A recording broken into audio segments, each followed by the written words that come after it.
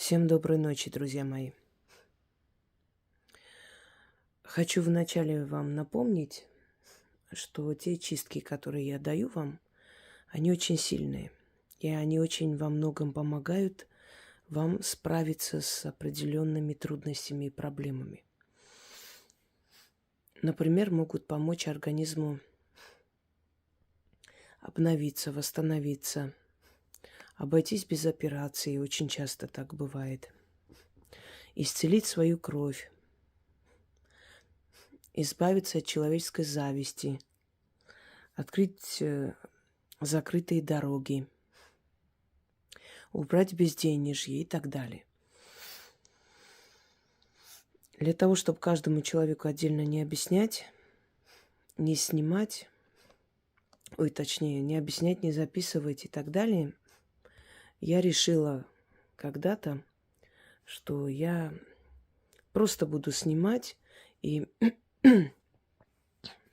грамотно, ясно, четко рассказывать, что делать в той или иной ситуации, давать людям работы. И, естественно, за один раз я могу помочь огромному количеству людей. Потому что этот ролик увидят не только в этот момент много тысяч людей, но и после, когда этот ролик останется в интернете, опять же, много тысяч людей могут воспользоваться этой работой и помочь себе. Хочу вам сказать, что, в принципе, эти чистки, они убирают очень многое. И во многих ситуациях помогают. Есть некоторые исключения. Если это работа сильного мастера, чистки это снять не смогут. Они могут оттянуть определенное количество времени, отсрочить до того момента, пока вы не найдете более сильного человека, который снимет и избавит вас от этого. Если это проклятие рода, то, опять же, они могут отчасти смягчить ваше состояние, облегчить, но не более того. Это примерно так, как если бы у вас болел какой-нибудь орган, там голова, рука и так далее. И вам врач говорит, поскольку сейчас ночь, чтобы никуда не ехать, например, там знакомый, да, может посоветовать, или в интернете советует, выпейте там данное лекарство, оно вам поможет уснуть и как бы избавиться от боли до утра. А утром, конечно, обязательно сходите и узнайте, настолько ли сильная проблема. Вот чем разница между чисткой, которую проводит ведьма, и чисткой, которую она дает, если у вас серьезная проблема. То есть профессиональные работы и сильные проклятия чистки не снимут. То есть вы не снимете себя. Но можете спасти себя на некоторое время. Оттянуть это время, отсрочить, как я уже говорила, пока не найдете сильного мастера. Если же это уже застарелая вещь, оно уже себя изжило, то есть само себя сожрало, хотела сказать. Если вы уже практически одолели своей силой внутренней, своим духом, иногда люди могут пережить очень страшные вещи, и те сущности, которые были отправлены в его жизнь, в его судьбу, не смогли справиться. Не потому, что они слабые, а потому, что слабый мастер отправил. Но в любом случае остаточное явление это осталось, это нужно убрать окончательно, понимаете? Чтобы оно по новой не возобновилось, чтобы они вновь где-то там, оседая на вашей энергии, вновь не усилились и не начали сжирать вашу жизнь. То такие чистки могут вам помочь окончательно убрать. Это чистка, которую я хочу вам подарить, это больше для обновления женского здоровья, женской сути.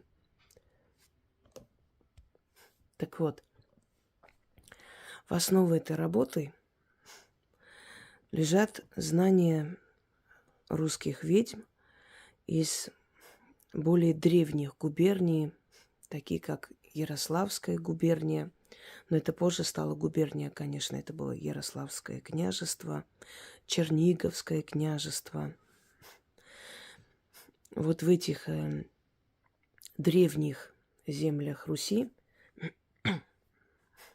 в основном вот похожие работы встречаются. Поскольку я изучала источники и многие исторические источники, сопоставляла и магию, историю, и обряды, традиции.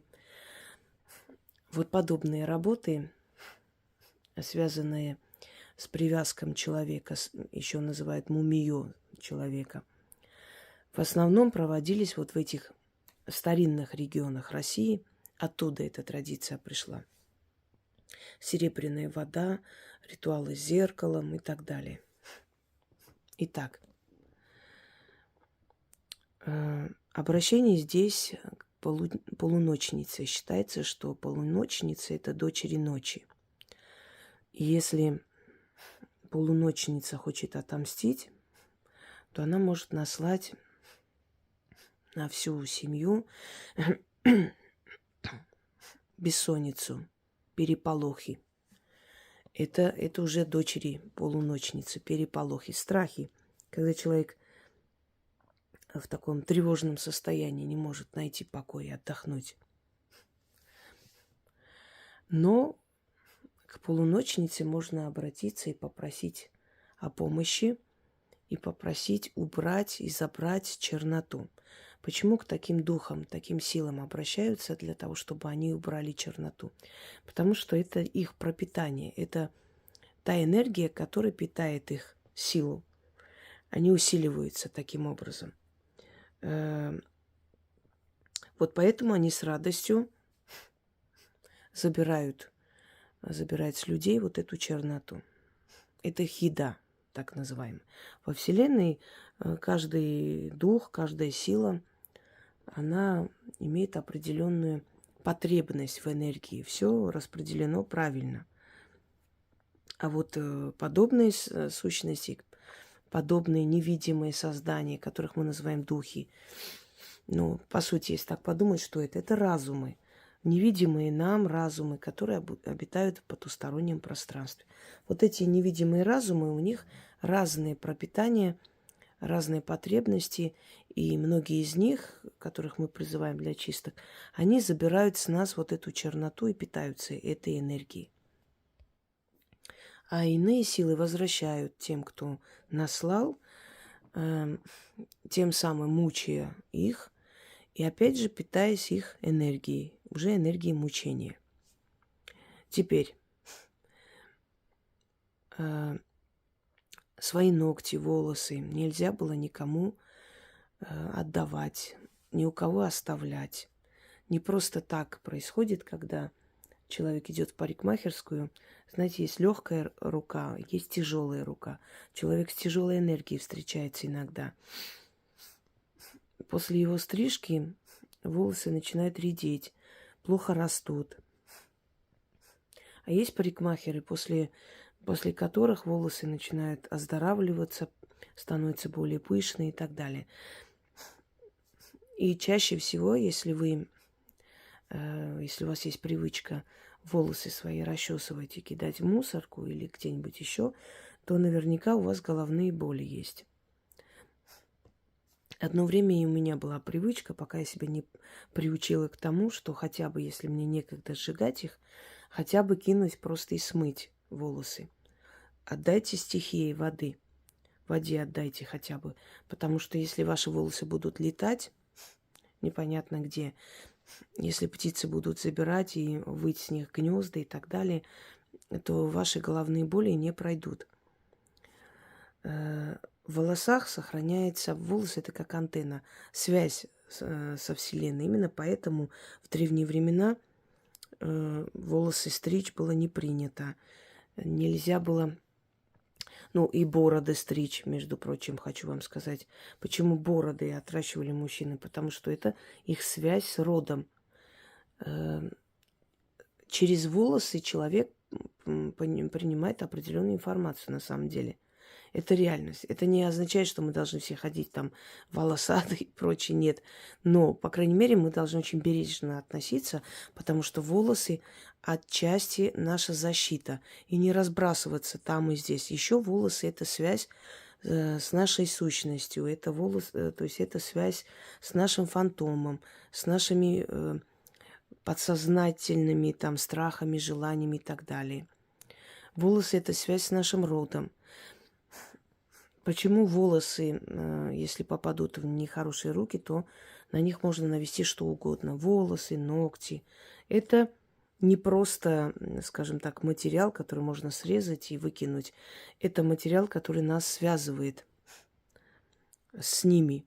И если это забрать, если с этого сделать вольт или что-то еще, то человек может пострадать. Смотря кто делает, конечно. Но даже самый неопытный кустарщик может что-нибудь да навести.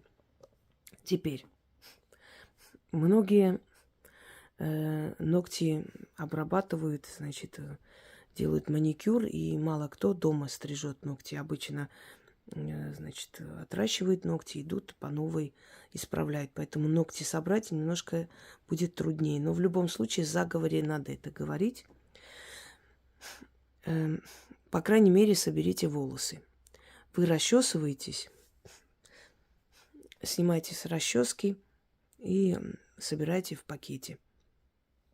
Если вы стрижете ногти, если вы не ходите никуда, сами делаете, значит, стригите, соберите туда ногти. Раз в месяц берете котелок. Раньше сжигали дрова, другие там, скажем так, такие материалы для розжига. Сейчас более современный мир. Можете брать спирт. Можете брать даже вот для розжига костров. Оно там состоит из парафина. В принципе, можно и этим. Значит, в этом котелке сжигаете и читайте над огнем. Можно перемешивать, можно там добавлять сверху масло или спирт, на чем вы сжигаете, смотря. Значит, можете читать даже тогда, когда огонь погас. Читать надо 6 раз. Раз в месяц.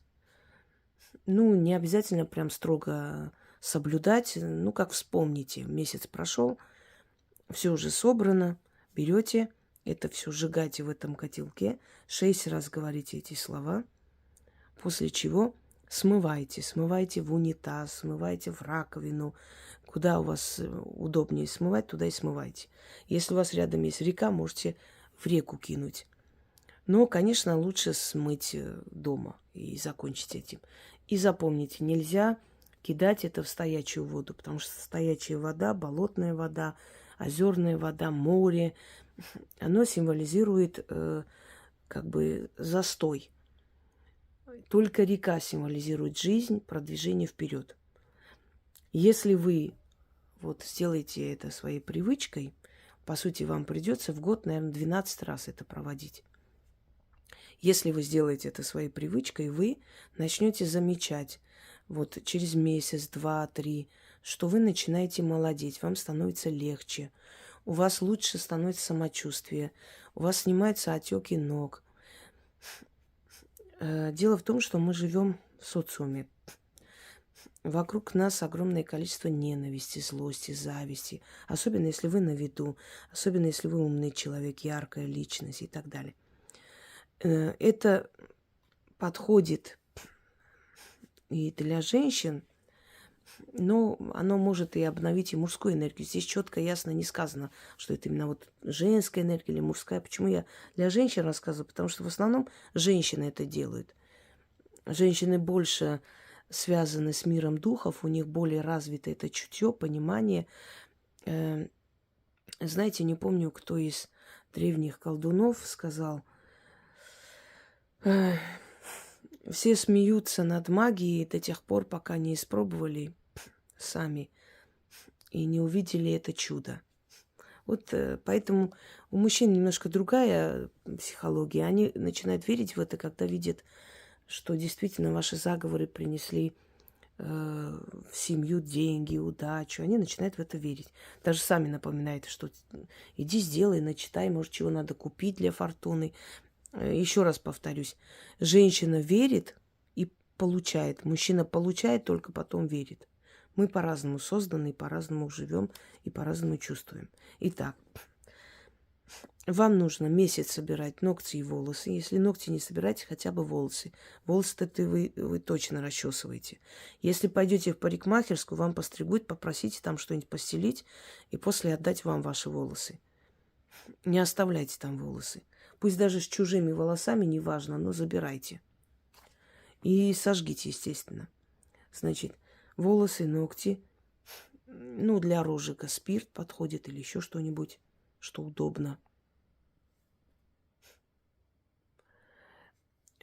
Сжигайте, но сжигать нужно после 12 ночи, то есть 00:00 ночи. Это время полуночниц, с 00 до 03. Это самое активное время духов. Поэтому старайтесь такие сильные работы делать вот в этом промежутке. 6 раз начитали, смыли, ложитесь спать. У вас будет сон, как у младенца. Успокойте нервную систему, прям станет легче, вот боль в ногах отпустит и так далее. На самом деле вы помолодеете. Вот что у вас будет происходить. Сделайте это. Знаете, иногда нужно и себе помочь, не только другим. Если вашей дочери больше 12 лет, ей тоже можно это провести. Точно так же собрать свои волосы, ногти, заодно и вы научите ее этому. И это станет привычкой на всю жизнь. Это замечательная привычка. И после чего проведете и обновите свое женское состояние и здоровье. Мужчины могут провести. У мужчин не такие длинные волосы, но ногти-то они стригут. Пусть будет какая-то часть волос, какая-то часть ногтей. И у них организм обновится. Просто я знаю, что это будет делать женщина, поэтому больше нацелена на них. И заговор следующий. Пойду я простоволосая и босоногая. Из дома в ворота, из ворот во чисто поле. Там сидит на троне мать-полуночница. У ее ног костер жертвенный яро пылает. Всю черноту людскую сжигает. Полуночница-матушка, узри меня, услышь меня. В моем деле подсоби мне. Кидаю в костер у ног полуночницы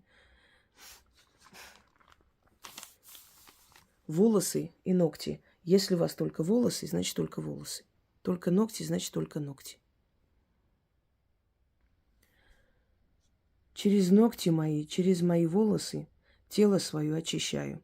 Всю черноту с себя снимаю. В огне сжигаю порчи и корчи, с глаз и злой посыл. Людская зависть. Навели мне, али сама на себя стянула. Сгори скверно, чернота. Часть дымом уйди, часть в воду пойди. Очищайся, мое тело.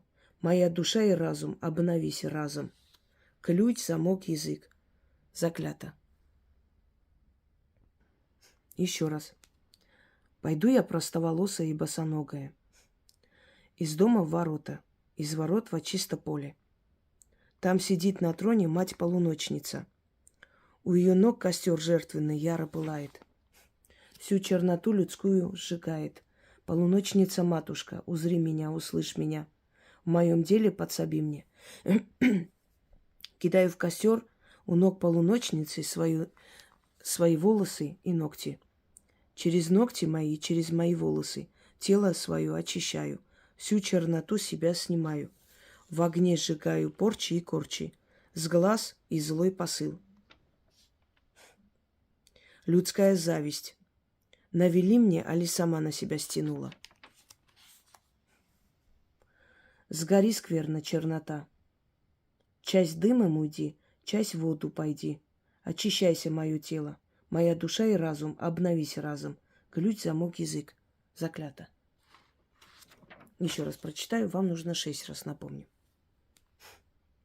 Пойду я простоволосая и босоногая, из дома в ворота, из ворот во чисто поле. Там сидит на троне мать-полуночница. У ее ног костер жертвенный яро пылает, всю черноту людскую сжигает. Полуночница-матушка, узри меня, услышь меня, в моем деле подсоби мне. Кидаю в костер у ног полуночницы свои волосы и ногти. Через ногти мои и через мои волосы тело мое очищаю. Свою черноту себя снимаю. Всю черноту, извиняюсь, себя снимаю. В огне сжигаю. Порчи и корчи, с глаз и злой посыл. Людская зависть навели мне, али сама на себя стянула. Сгори, скверная чернота. Часть дымом уйди, часть в воду пойди. Очищайся, мое тело, моя душа и разум. Обновись разом. Ключ, замок, язык. Заклято. Здесь откуп не нужен, потому что вы отдаете откупом ту самую черную энергию, которая с вас снимается. Вы отдаете полуночным духам, той самой полуночнице. Но когда у вас обновится, вам станет легче, вам станет хорошо, вы сами откупайтесь, как посчитаете нужным. Вам подскажут. Люди, которые часто пользуются моими работами, рано или поздно начинают получать очень явные и очень открытые подсказки. Желаю вам всем удачи. Пусть эта работа тоже будет в вашей копилке и принесет вам много хорошего в жизнь. Всем всего хорошего.